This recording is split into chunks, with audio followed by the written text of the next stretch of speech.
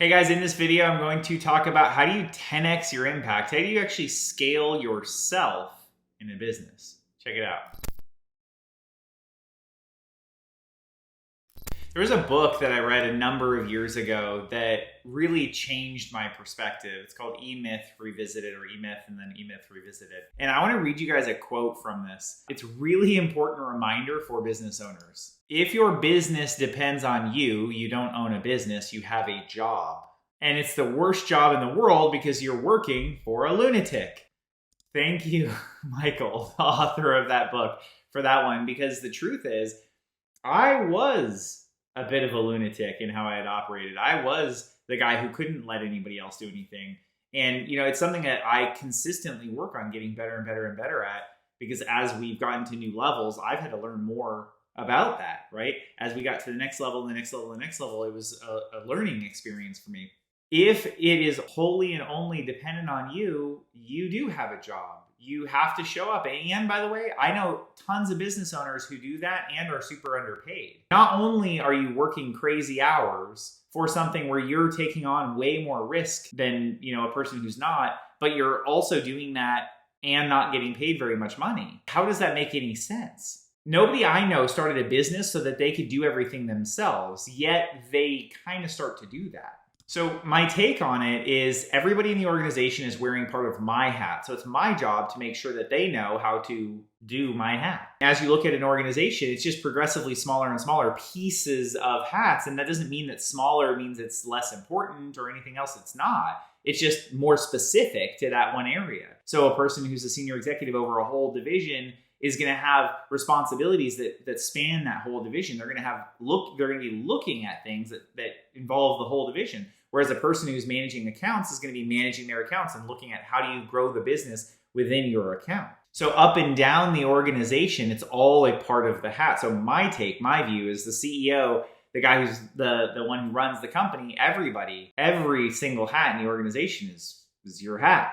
So then we just start carving off pieces of the hat and say, okay, well, you're responsible for this whole chunk, and then somebody else is responsible for a piece of that, and a piece of that, and a piece of that, and you can actually see how an org chart is built out. So then how do you actually get people to start to pick that up? It's one of the areas that you can run into a lot of trouble on. Like, how do you actually get somebody to be able to pick that up? And I think it's really important that you start with the vision, where you're trying to go, what you're trying to do, and why. And so as an overall organization, once you have painted that picture, now you can start to say, okay, what are we trying to do on this job, in this role, this function? What am I trying to do?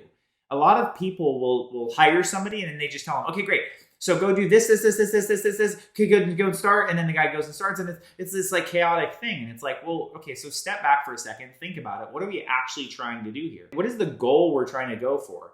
Because you can try to tell somebody every single little detail of how to do it, or just tell them to go figure it out. And either way, they're not going to be as successful as if you give them the overarching, what are we trying to accomplish here? Great. Now let's dive into how do we actually go about doing it? What is the overarching? How do we go about doing it? And so now that person can actually learn that, study that, and then start to do it. And so my question is, where do you have all that documented?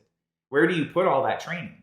Like, we ended up developing tools to help ourselves and our clients do that, but you have to have a place that you put all that information about how to do these things. Because one of the things that does happen, it's an unfortunate part of business, somebody's going to leave, and then you have to hire somebody else to replace them. And now you start from scratch with you telling them every single thing again about how to do it. That does not lead to 10x your business and scale yourself out of business. It means you're starting all over again. So where does that go?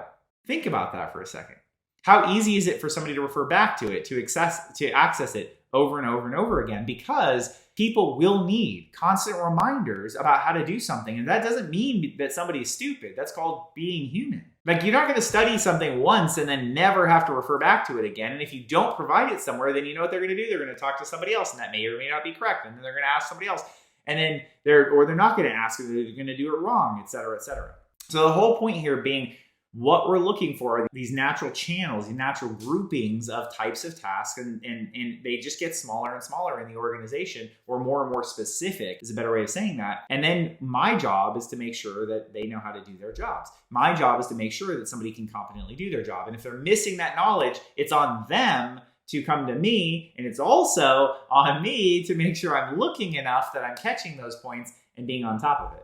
The truth is, this is easier said than done. There is a mindset shift that has to happen from an owner, and I've worked with a lot of different owners where they weren't ready for it. They started talking about it and they were saying, yeah, but, or they said, yes, I'm ready for change, and then they were not really ready for change. They would say the words, but their actions wouldn't change. They would still operate the exact same way they had been year after year after year, saying, I'm going to create a big company, and then they don't.